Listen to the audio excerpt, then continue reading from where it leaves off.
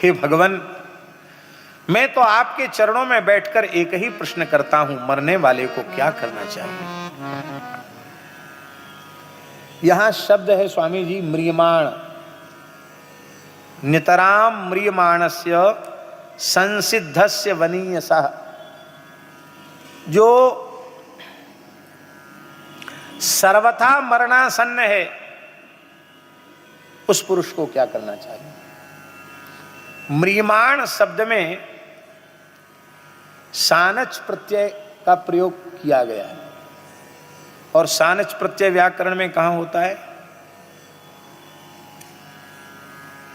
लट, लट लकार में होता है।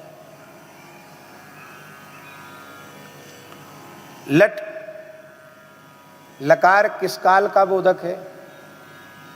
अरे तो सामान्य प्रथमा पढ़े हुए जानते हैं, वर्तमाने लट वर्तमान काल का बोध कराता है, लट लकार। इसका मतलब सानच प्रत्यय वर्तमान काल का बोध कराने वाला प्रत्यय है। इसका अर्थ है हर देहधारी हर क्षण मृत्यु की ओर अग्रसर हो रहा है। म्रियमाण शब्द का यदि हम उसकी प्रकृति और प्रत्यय का विचार करके अर्थ करेंगे तो अर्थ होगा कि हर क्षण प्रत्येक शरीरधारी मौत की ओर बढ़ रहा है। अज्ञानी जीव फूले नहीं समाते हैं कि हम 25 साल के हो गए। ये हमारी कौन सी जन्म तिथि है? 25वीं को क्या कहते हैं? रजत, रजत बोलते हैं। और 50 के हो गए तो बोले हमारी स्वर्ण है जन्म तिथि, और 75 को हो गए तो कहते हैं हमारी हीरक है या अमृत है। और 100 पूरा करने वाले तो कम लोग हैं, पर 100 वाले भी बड़े खुश होते हैं, करे हमारी तो शताब्दी जीते जी मनाई जा रही है।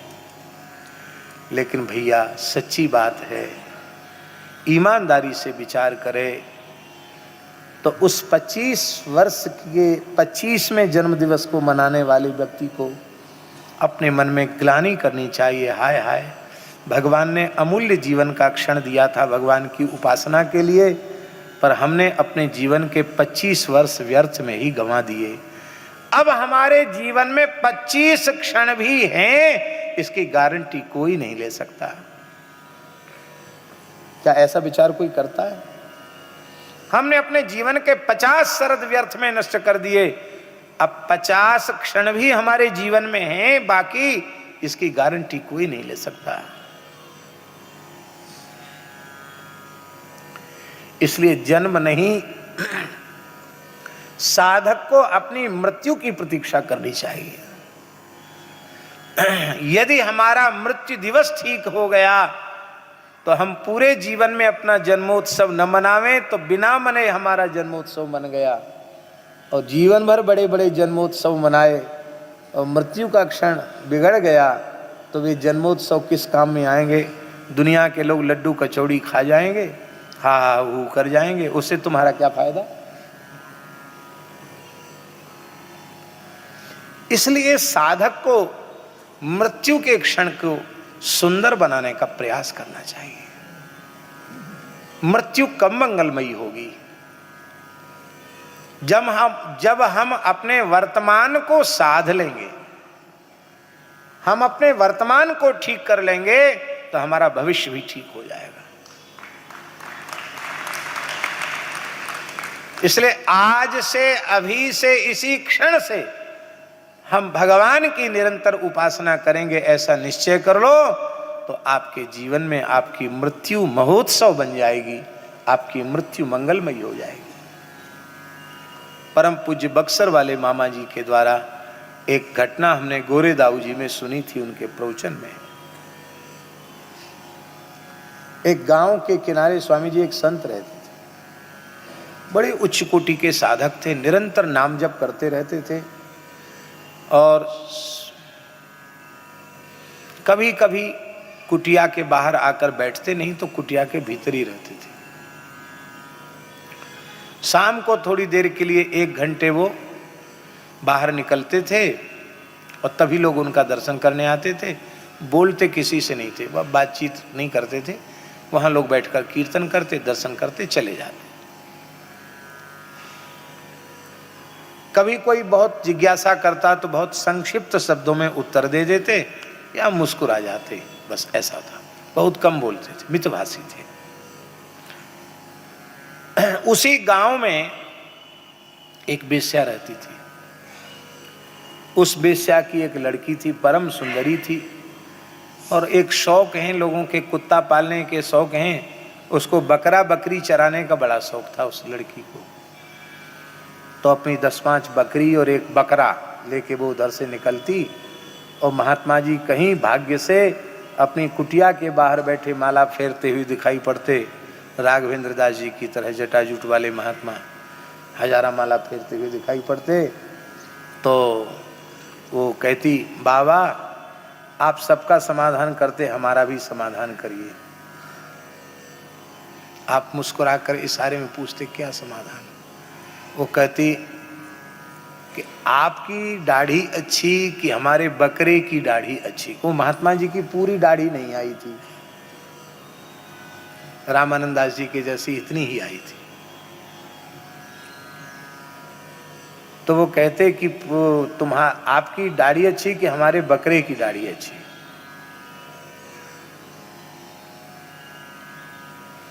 तो महात्मा कुछ नहीं बोलते, मुस्कुरा जाते, इशारा करते, जाओ काम करो अपना। पर वो जब देखती तब एक यही बात पूछती कि बाबा आपने हमारे प्रश्न का उत्तर नहीं दिया, हमारे बकरे की दाढ़ी अच्छी कि आपकी दाढ़ी अच्छी। समय बीत गया, महात्मा वृद्ध थे, उनकी मृत्यु का क्षण निकट आ गया। गांव के लोग कीर्तन कर रहे थे, समझ रहे थे कि महात्मा अब अंतिम लीला में है। उनके अंतःकरण की परिपूर्ण रूप से स्थिति भगवान में थी, पर मृत्यु के कुछ क्षण पूर्व उन्होंने नेत्र खोले तो लोगों ने कहा, अरे महात्मा जी तो होश में। वो बेहोश नहीं थे, वो तो जानबूझ के आंख बंद किए थे। उन्होंने नेत्र खोले और एक बार भीड़ की ओर देखा, कौन कौन आया है। धीरे से कहा, नारायण गांव के सब लोग आ गए। कहा महाराज सब आ गए। कहा वो बेश्या की लड़की तो दिखाई नहीं पड़ती है, उसको बुलाओ।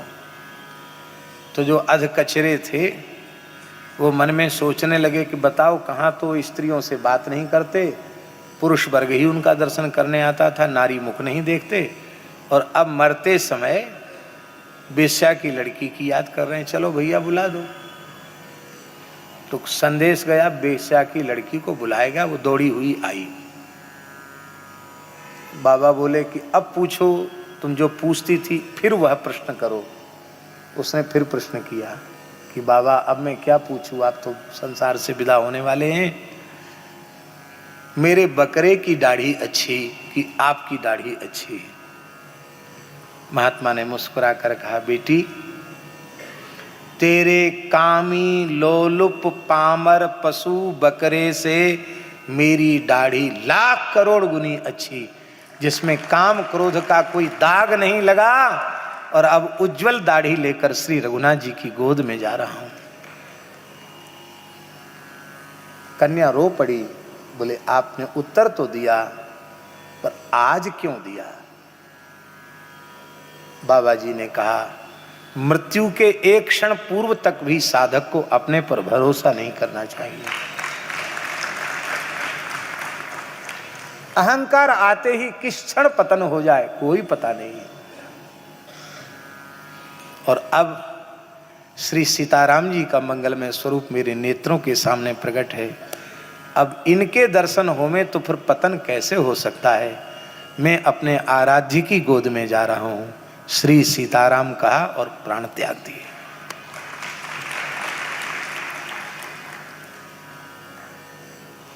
मृत्यु मंगलमयी हो जाए। अशोक जी, मृत्यु को मंगलमयी बनाने का ही साधन है श्रीमद् भागवत जी की कथा। मृत्यु को मंगलमयी बनाने का साधन। यदि हम परीक्षित के समान अपने मरण को महोत्सव बनाना चाहते हो, अपने मरण को मंगलमय बनाना चाहते हो, तो हमें भगवान की मंगलमयी कथा का आश्रय लेना चाहिए। इसलिए जो मृत्यु की ओर अग्रसर है, जो मरणाभिमुख है, जो मरणशील है, ऐसे प्राणी को क्या करना चाहिए? अब इस प्रश्न का आप विचार करेंगे तो लगेगा कि केवल परीक्षित का प्रश्न नहीं है, यह संसार के जितने शरीरधारी हैं सबका प्रश्न है, क्योंकि सभी मरने वाले हैं, सब मौत की ओर बढ़ रहे हैं, उनको क्या करना चाहिए? अच्छे जो परोपकारी प्रकृति के साधक होते हैं, उनकी मृत्यु भी बड़ी अद्भुत होती। कई महानुभावों की मृत्यु हमने देखी है। पूज्य श्री हरेराम बाबा की मृत्यु हमने देखी। बाबा से जिस दिन बाबा का शरीर पूरा हुआ, हमने बाबा से कहा, बाबा बोले, हमने कि बाबा आज, बाबा गाली देते थे और वृद्ध थे, 104 साल की उम्र थी, कूल्हा टूट गया था, तो हम लोग उनको खिसका कर शौचालय में ले जाते थे, तो उनको थोड़ा कष्ट तो होता ही होगा, तो वो गाली देते थे। फिर स्नान कराना, उनकी शुद्धि करना, उनकी लंगोटी बांधना, उनको कपड़ा पहनाना। अब महाराज जी तो अपने हाथ से उनको कई बार ग्रास देकर भोजन भी कराते थे। बड़ी अद्भुत संत थे। उस दिन बाबा कुछ बोल नहीं रहे थे। उनकी बाबा, हमने गाली नहीं कहा, हमने कि बाबा आज आप आशीर्वाद नहीं दे रहे हो, तो हंस गए। बोले, बच्चा आज मैं वैकुंठ जाने वाला हूँ, भगवान के धाम को जाने वाला हूँ, इसलिए अब आज किसी से कुछ नहीं बोलना। बाबा आप पधार जाओगे? हाँ बच्चा, आज मैं मर जाऊँगा। हम कि बाबा हमने अब तक किसी को मरते नहीं देखा है, आप मरने लग जाओ तो हमको बुला लेना। कहा क्यों? कहा हम देखेंगे कैसे मरते हैं। बालक ही थे, देखेंगे कैसे मरते हैं। बाबा बोले, मैंने जीवन भर भजन किया है, मैं जब देह त्याग करूंगा तो भजन करते करते देह त्याग करूंगा, और मुझे खुद भी पता नहीं चलेगा कि क्या मैं मर रहा हूं। और ऐसा ही हुआ, बैठे बैठे जब करते करते बाबा ने उसी रात्रि को देह विसर्जन किया। अनेक, अभी मदन बाबा, कैसी अद्भुत मृत्यु हुई उनकी। अंतिम क्षण तक भगवान की स्मृति करते हुए, गुरु स्थान में संतों की उत्सव की सेवा करते हुए भगवान के धाम को गए। किसी से एक घूंट पानी लेने का भी अवसर भगवान ने नहीं दिया। हमारे स्थान में रहते थे श्री भरतदास जी। महाराज जी के उत्सव में भरत चरित्र चल रहा था और सहज भाव से देह त्याग कर भगवान की कितने संतों का हम सुनावें। अभी एक सदगृहस्थ भक्त श्री राधा वल्लभ जी जालान, कैसी उनकी सदगति हुई। यह है भाई जी सेठ जी के सत्संग का प्रभाव। आपके यही इंदौर में श्री वैद्य चंडी प्रसाद जी त्रिपाठी वैद्य जी थे, आप सबके परिचित होंगे, संतों के बड़े प्रेमी थे। संसार में तो मृत्यु से सबको पीड़ा होती ही है, पर उनकी मृत्यु कैसे हुई?